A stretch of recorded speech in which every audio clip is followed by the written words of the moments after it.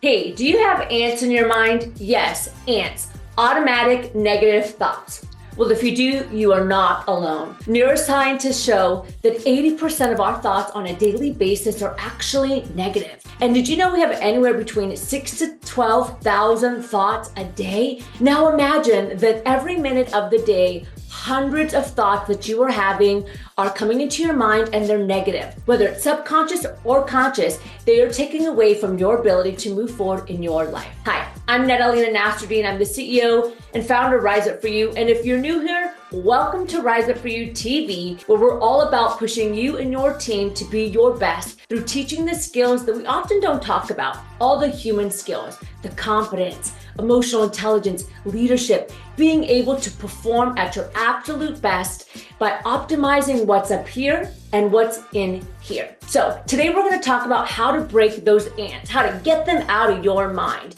those automatic negative thoughts. I'm going to share with you three very important strategies that are going to help you minimize the self-doubt and manage those thoughts so they can serve you versus sabotage you. Now, let me make something very, very clear.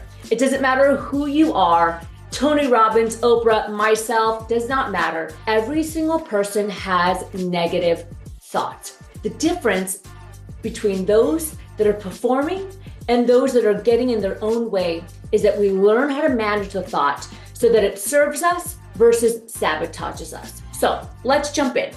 If you're like me or anyone else and you struggle with self-doubt, maybe the perfectionist mindset, imposter syndrome, not feeling enough, do any of those kind of ring a bell? Well, if you do struggle with those, and maybe it's getting in your own way, or maybe there's things that you want in your life that you can see are actively being sabotaged by the thoughts that are up here. Again, those little ants, those automatic negative thoughts. Well, let's break into three strategies that are going to help you shift that. Strategy number one, your thought is just a thought. So in order to counter the thoughts, speaking to yourself out loud and sticking up for yourself to yourself. So strategy number one is sticking up for yourself to yourself. Oftentimes we have these negative thoughts that are in our mind that tell us that we're not good enough, that tell us that we can't, that say, who do you think you are? But you know what's more powerful than the thought itself? Your voice. Your voice has more power than the thought that you are thinking. I talk to myself all the time, and sometimes people think that I'm crazy, but that's okay, because I know that in order to get rid of the negative thought, I have to actually stick up for myself, to myself, just like I would to anybody else that's walking on the street that's maybe putting me down. I mean, think about that for a second. If you were walking down the street and somebody came up to you and said, you're not enough, who do you think you are, and started calling you names, are you just gonna stand there and take it? Most probably not. You're most probably gonna stick up for yourself and say, who do you think you are? Don't talk to me like that. But when we do it to ourselves, we put up with it, we deal with it, and we treat ourselves pretty poorly. Can you resonate with that? Don't worry, you're not alone. 83% of professionals around the world, they struggle with self-confidence and they struggle with self-doubt. And trust us, we ask thousands of people every single year this very question, and 83% is what we get consistently every single year. So you're not alone. So in order to break some of those negative thoughts, we have to catch them. And then we have to actually vocalize and counter against the negative thoughts. It might sound like something like this. Hey, Netta, what are you doing? What is that thought that you're thinking? And why are you thinking that?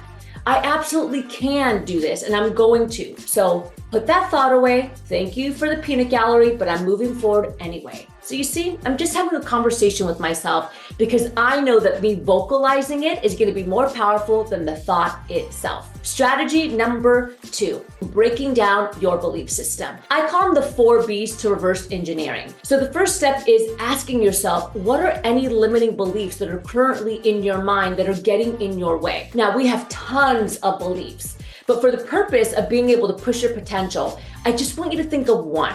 What's just one limiting belief that you currently have that's getting in the way of you moving forward? It could be, I don't think I'm a great leader because I'm too young. It could be, I don't have what it takes to build a business. It could be, who's gonna buy my products and services? Whatever it is, I want you to write down just one limiting belief. Now, the next B is I want you to ask yourself, where is it coming from? What's the backstory of this belief? Oftentimes, the belief system that we have It's a compilation of thousands and thousands of people that have come into our life that have said things to us. Some people have come into our life and empowered us, made us better, and others have come into our life and discouraged us and made us feel like we weren't good enough. So the limiting belief that you have, what's the backstory? Then the third B is what's the behavior that it's causing? I always say that I can tell right off the bat how somebody feels about themselves just by watching them behave, because your beliefs dictate your behaviors. So what's the behavior that's coming out in you because of the limiting belief? Is it that you're not raising your hand in a meeting?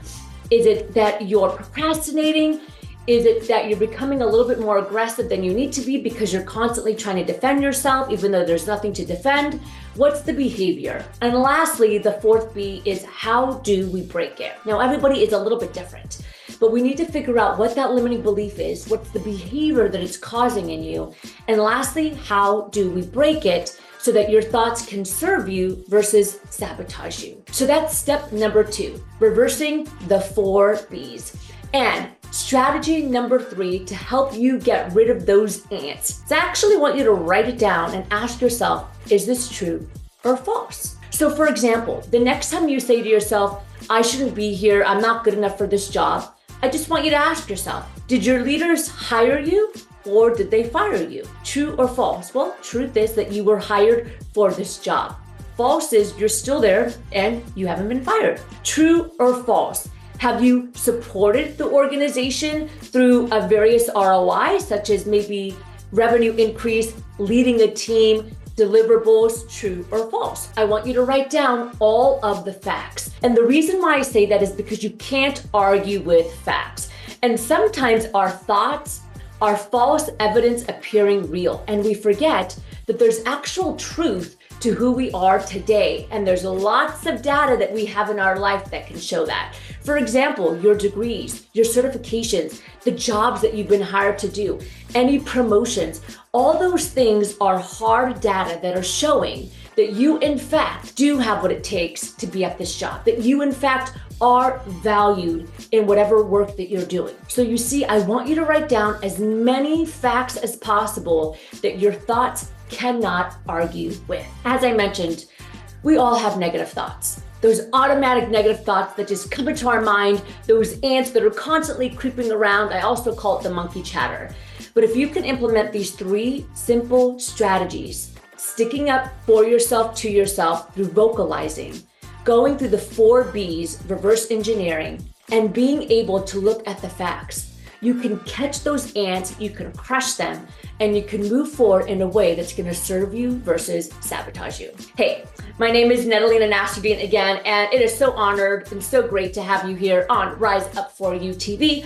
If you feel like you just want a little bit more, maybe you want to study this a little bit more, or you want a little bit more support, head over to riseupforyou.com, where you can jump into our customer journey success roadmap. Now, I think this is pretty cool because all of our clients are a little bit different, meaning you're all not working on the exact same thing. So when you go to our customer journey roadmap, it's totally free. You get to choose what your number 1 challenge is today. And from there, it's gonna take you to the appropriate masterclass completely free, where you could continue to grow and build yourself and your potential.